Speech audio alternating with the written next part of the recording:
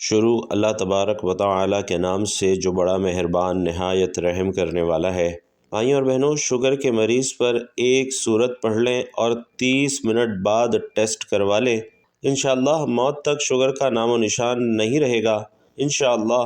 میرے بہنوں اور بھائیوں، شوگر کا مرض ایک موذی مرض ہے جس کے بارے میں اکثر لوگوں کا ذہن یہ ہے کہ یہ لا علاج ہے اور اس کا علاج ممکن نہیں، یہ مرض ختم نہیں ہوتا۔ شوگر کو نارمل کرنا ممکن نہیں ہے، لیکن یاد رکھیے ایسا نہیں ہے، بلکہ شوگر ایک قابل علاج مرض ہے اور اس کا روحانی علاج آج کی ویڈیو میں آپ کو بتا رہا ہوں۔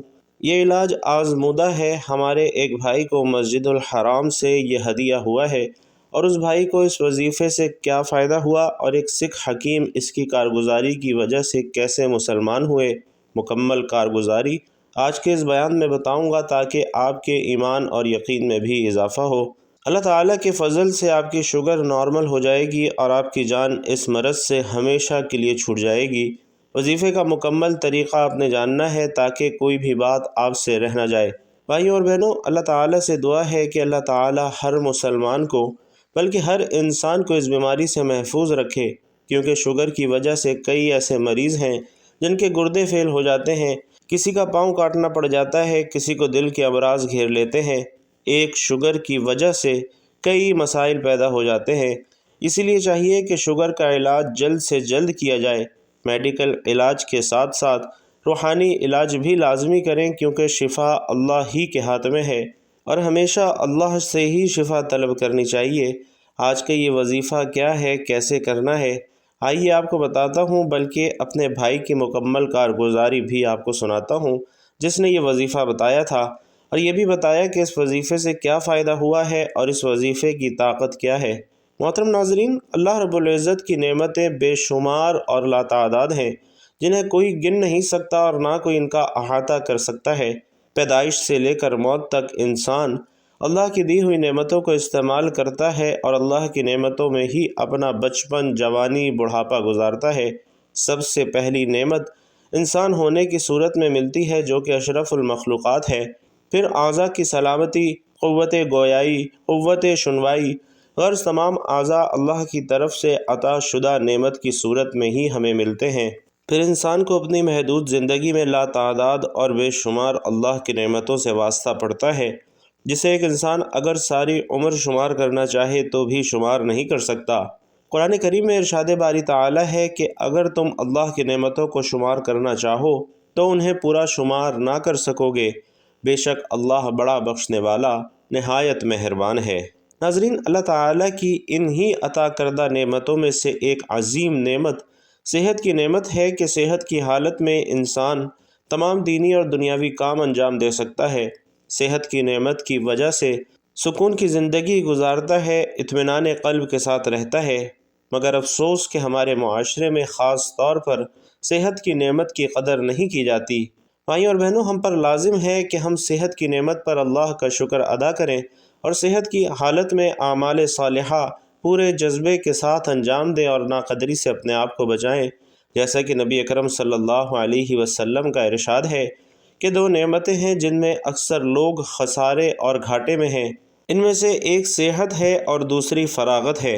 ناظرین، اس حدیث مبارکہ میں نبی کریم صلی اللہ علیہ وسلم نے جن دو نعمتوں کے بارے میں ارشاد فرمایا کہ اکثر لوگ ان دو نعمتوں کی ناقدری کرتے ہیں، وہ صحت کی نعمت ہے اور فرصت کی نعمت ہے۔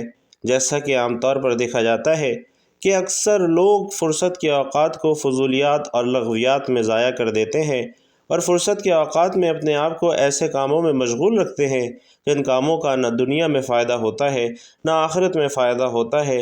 حدیث میں آتا ہے کہ کوئی دن ایسا نہیں کہ جب وہ طلوع ہوتا ہو مگر یہ کہ وہ پکار پکار کر کہتا ہے، اے آدم کے بیٹے، میں ایک نوپید مخلوق ہوں، میں تیرے عمل پر شاہد ہوں، مجھ سے کچھ حاصل کرنا ہو تو کر لے، میں قیامت تک لوٹ کر نہیں آؤں گا۔ جبکہ دوسری حدیث مبارکہ کے الفاظ ہیں کہ آدمی کے اسلام کی خوبی یہ ہے کہ وہ لا یعنی فضول کو چھوڑ دے۔ دوسری چیز جس کے بارے میں پیارے آقا صلی اللہ علیہ وسلم فرما رہے ہیں کہ اس کی اکثر لوگ ناقدری کرتے ہیں، ناظرین، وہ صحت کی نعمت ہے، اور صحت کی ناقدری اس طرح ہوتی ہے کہ صحت کے زمانے میں اگر آدمی کوشش کرے تو اللہ تبارک و تعالیٰ کی خوب عبادت کر سکتا ہے، ذکر و اذکار کر سکتا ہے، تسبیحات کر سکتا ہے، قرآن کریم کی تلاوت کر سکتا ہے، اعمال صالحہ اور نیک کاموں میں، عبادات میں خوب مجاہدہ کر سکتا ہے، کوئی ہنر سیکھ کر اپنی زندگی بہتر کر سکتا ہے۔ مگر اکثر ایسا ہوتا ہے کہ انسان صحت کی حالت میں نیک اعمال کو فراموش کر دیتا ہے اور لاپرواہی کے ساتھ صحت کی نعمت کی ناقدری کرتا ہے۔ حالانکہ صحت کی نعمت کا ایک بہت بڑا فائدہ یہ بھی ہے کہ اگر آدمی صحت کے اندر کسی عبادت کا عادی ہو اور بیماری کے ایام میں وہ عبادت نہ ہو سکتی ہو تو اللہ تبارک و تعالی بیماری کی حالت میں اسی عبادت کا ثواب عطا فرماتے ہیں۔ رسول اللہ صلی اللہ علیہ وسلم کا فرمان ہے کہ جب مومن بندہ کسی بیماری میں مبتلا ہوتا ہے تو اللہ تعالیٰ فرشتے سے فرماتا ہے کہ ان نیک اعمال کو اس کے نامہ اعمال میں لکھ دیا کرو جنہیں وہ صحت کے زمانے میں کیا کرتا تھا۔ پھر اللہ رب العزت اسے صحت اور شفا عطا فرما دے تو اسے گناہوں سے پاک اور صاف فرما دیتا ہے، اور اگر اپنے پاس بلا لے تو اسے معاف فرما دیتا ہے اور اس پر رحم فرماتا ہے۔ اسی طرح رسول اللہ صلی اللہ علیہ وسلم کا فرمان ہے کہ جب کوئی بندہ کوئی عبادت کرتا رہے پھر بیمار ہو جائے تو اللہ رب العزت فرشتوں سے فرماتا ہے کہ اس بندے کے لیے اس عمل کا ثواب بھی لکھو جو عمل وہ صحت کی حالت میں کیا کرتا تھا، یہاں تک کہ میں اسے صحت دے دوں یا پھر اپنے پاس بلا لوں۔ ناظرین، حضرت شقیق رحمۃ اللہ علیہ فرماتے ہیں کہ حضرت عبداللہ بن مسعود بیمار تھے، ہم لوگ عیادت کے لیے حاضر ہوئے، حضرت ابن مسعود رضی اللہ تعالی عنہ رو رہے تھے، ہم نے آپ کو تسلی دی تو آپ نے فرمایا کہ میں بیماری سے پریشان ہو کر نہیں رو رہا، اس لیے کہ میں نے رسول اللہ صلی اللہ علیہ وسلم سے سنا ہے کہ بیماری گناہوں کے لیے کفارے کا ذریعہ ہے، اس لیے بیماری سے پریشان ہونے کی ضرورت نہیں ہے۔ میں تو اس بات پر رو رہا ہوں کہ بیماری کمزوری کے زمانے میں آئی ہے، بڑھاپے کی عمر جس میں طاقت اور قوت مفقود ہونے کی وجہ سے انسان عمل نہیں کر سکتا۔ محنت کے زمانے میں بیماری آتی تو بیمار ہونے سے پہلے جو اعمال کیا کرتا تھا بیماری کے زمانے میں بھی ان اعمال کا اجر و ثواب لکھا جاتا ہے۔ میں تو اس بات پر رو رہا ہوں۔ ناظرین، اس لیے ہمیں چاہیے کہ ہم اللہ تبارک و تعالی کی طرف سے عطا کردہ عظیم نعمت صحت کی خوب قدر کریں اور صحت میں خوب عبادت کریں تاکہ ہمیں آزمائش اور بیماری کے ایام میں بھی اس عبادت کا ثواب ملتا رہے، اور صحت کی نعمت کو بیماری سے قبل غنیمت جانیں، جیسا کہ حدیث میں آتا ہے کہ رسول اللہ صلی اللہ علیہ وسلم نے ایک آدمی کو نصیحت کرتے ہوئے فرمایا کہ 5 چیزوں کو 5 چیزوں سے پہلے غنیمت سمجھو، اپنی جوانی کو اپنے بڑھاپے سے پہلے، اپنی صحت کو اپنے مرض سے پہلے، اپنے مالدار ہونے کو اپنی محتاجی سے پہلے، اپنی فراغت کو اپنی مصروفیت سے پہلے، اور اپنی زندگی کو اپنی موت سے پہلے۔ بھائیوں اور بہنوں، بیماری سے انسان کے گناہ معاف ہو جاتے ہیں اور اس کے ذریعے انسان کو اللہ تعالیٰ بہت بڑا اجر عطا فرماتے ہیں، بشرطے کہ وہ اس پر صبر کرے، ناشکری اور واویلا نہ کرے۔ مزید یہ کہ اس کے احسانات میں سے ایک احسان یہ بھی ہے کہ بیمار آدمی کو بیماری کی حالت میں ان اعمال کا جن کو وہ تندرستی کی حالت میں کیا کرتا تھا ان کا اجر بغیر کیے ہی ملتا رہتا ہے۔ بیماری بے شک اللہ کی طرف سے آتی ہے اور اس سے شفا بھی اللہ ہی دیتا ہے، جیسا کہ قرآن پاک میں ارشاد ہے کہ جب میں بیمار ہوتا ہوں تو وہ اللہ ہی مجھے شفا دیتا ہے۔ ناظرین، بیماریوں کے علاج کے لیے مختلف طریقہ ہائے علاج مستعمل ہیں۔ انسان بیماری پر قابو پانے کے لیے ہر وقت کوشاں رہتا ہے، اس کے لیے نت نئی دوائیں استعمال کرتا ہے، لیکن شفا اسی وقت ملتی ہے جب اللہ کی طرف سے منظوری ہو۔ رسول پاک صلی اللہ علیہ وسلم کا ارشاد ہے کہ ہر بیماری کے علاج کے لیے دوا ہے، اور جب دوا کے اثرات بیماری کی ماہیت کے مطابق ہوتے ہیں تو اس وقت اللہ کے حکم سے مریض کو شفا عطا ہو جاتی ہے۔ یعنی بیماری کا علاج کرنا سنت نبوی ہے۔ سر درد کے لیے مختلف ادویات کا استعمال کیا جاتا ہے، اور بعض اوقات ان کے استعمال سے معدے کا السر یا اس کے پھٹنے سے موت بھی واقع ہو سکتی ہے۔ اسی وجہ سے ضروری ہے کہ بیمار ہونے کی صورت میں ڈاکٹر کے مشورے سے دوا ضرور لیں، مگر اللہ سے شفا کی دعا کرنا نہ بھولیں۔ دوائیں صرف ایک ذریعہ ہیں، جبکہ حقیقی شفا صرف اور صرف اللہ کے ہاتھ میں ہے کہ دوا سے زیادہ فائدہ دعا میں ہوتا ہے، اور بعض پیچیدہ بیماریوں میں جہاں دوائیں کوئی اثر نہیں کرتیں، صدق دل سے کی ہوئی دعا ایسا اثر دکھاتی ہے کہ مہینوں کی تکلیف دنوں میں دور ہو جاتی ہے۔ مریض اور معالج دونوں کا دھیان اللہ کی طرف ہو جائے تو سونے پر سہاگا ہے۔ دوا لینے سے پہلے مریض یہ خیال کرے کہ دوا صرف ضرورت کے درجے میں اور سنت سمجھ کر لے رہا ہوں، لیکن شفا صرف اللہ کے اختیار میں ہے۔ اللہ ضرور مہربانی فرمائیں گے اور بیماری سے اس کی رحمت کے باعث نجات ملے گی۔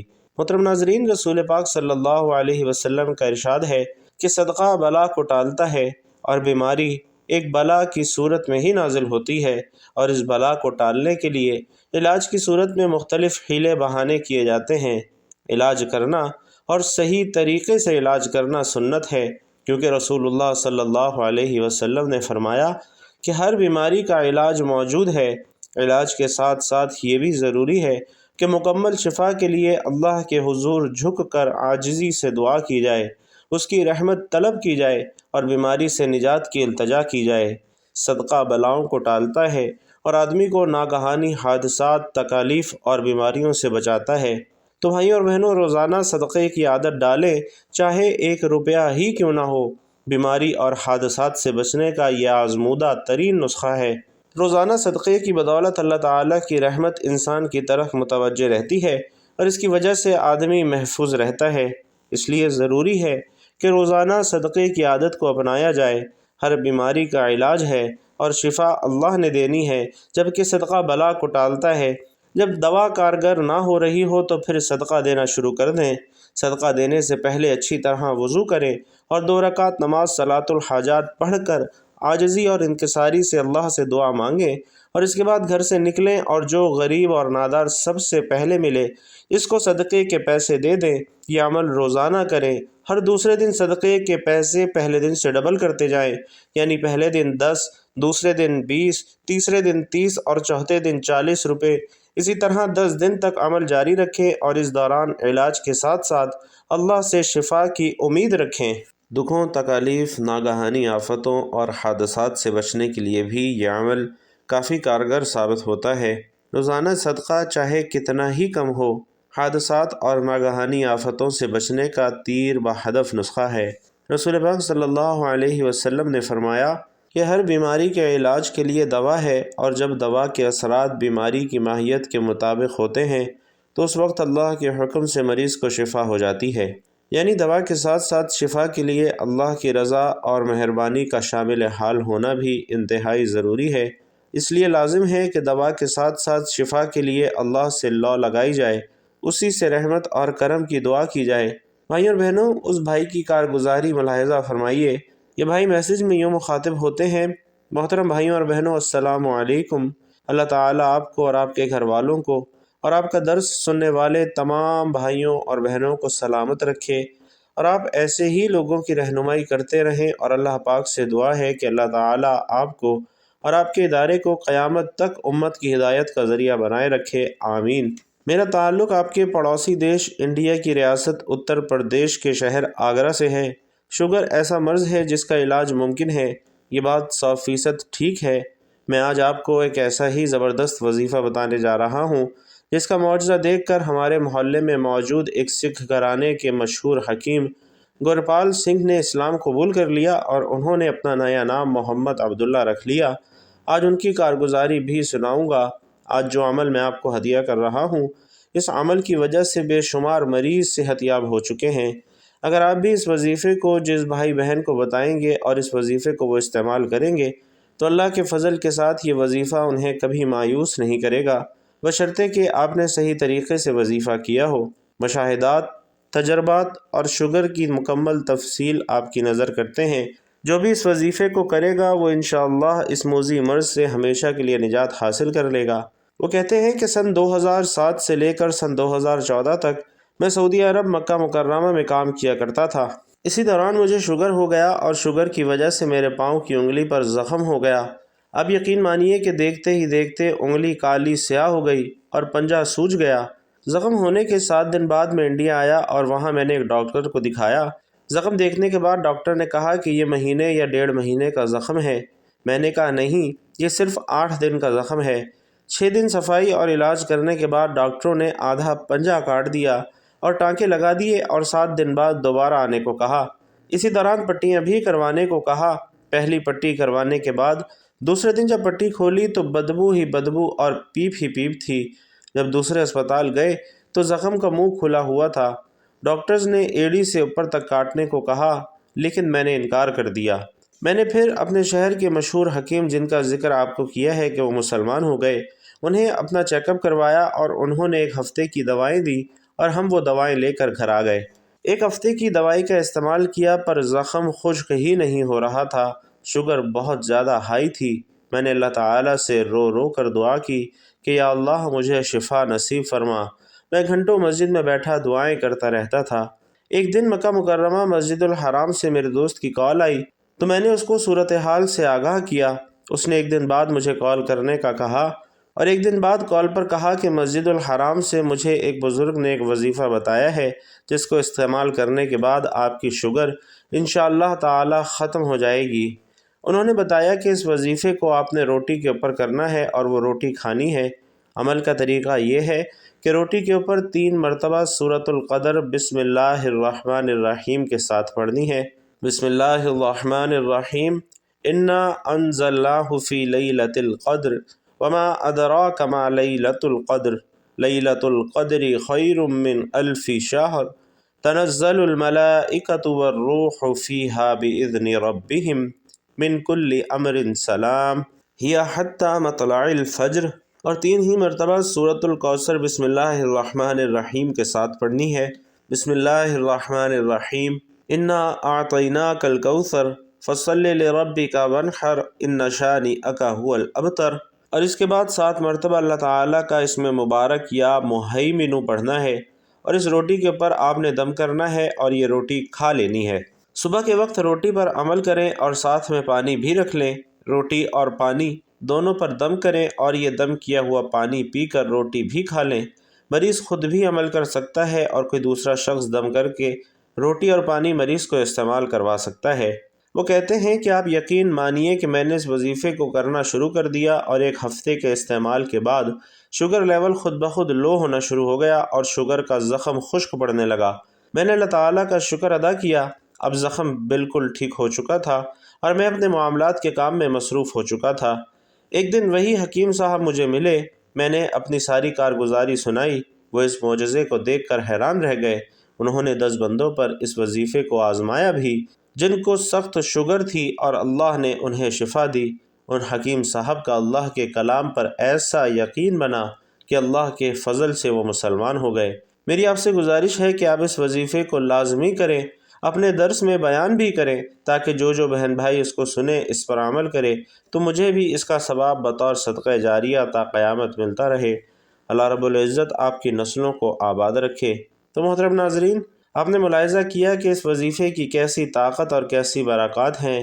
یاد رکھیے کہ اللہ کے کلام میں بڑی طاقت ہے، لیکن افسوس کہ آج ہمارا یقین ناقص ہے۔ آج اللہ کے کلام پر ہم یقین نہیں کرتے اور نہ ہی اللہ کی ذات سے مانگنے کے لیے ہمارے پاس وقت ہے۔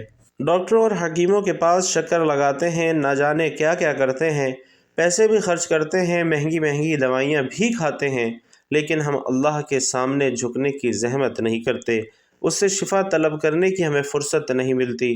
جو وظیفہ آپ کو بتایا ہے کتنا آسان وظیفہ ہے، جس کے لیے کوئی بہت زیادہ وقت بھی نہیں چاہیے۔ آپ اس وظیفے کو پورے یقین کے ساتھ کیجئے، انشاءاللہ آپ کی شوگر ختم ہو جائے گی۔ اللہ رب العزت سے دعا ہے کہ ہم سب کو صحت اور عافیت والی لمبی زندگی عطا فرمائے، ہم سب کو ناگہانی آفات سے، ناگہانی بیماریوں سے، ناگہانی بلاؤں سے محفوظ رکھے۔ اللہ رب العزت ہم سب کو آسانی والے معاملات فرمائے۔ اللہ رب العزت ہم سب کی تمام مشکلات کو دور فرمائے۔ آمین یا رب العالمین۔ بھائیوں اور بہنوں، اگر آپ بھی چاہتے ہیں کہ یہ دعائیں آپ کے حق میں بھی قبول ہوں تو کمنٹ باکس میں آمین لکھ کر دعا میں اپنی شرکت ضرور یقینی بنائیے گا۔ اللہ رب العزت آپ سب کا حامی و ناصر ہو۔ آمین یا رب العالمین۔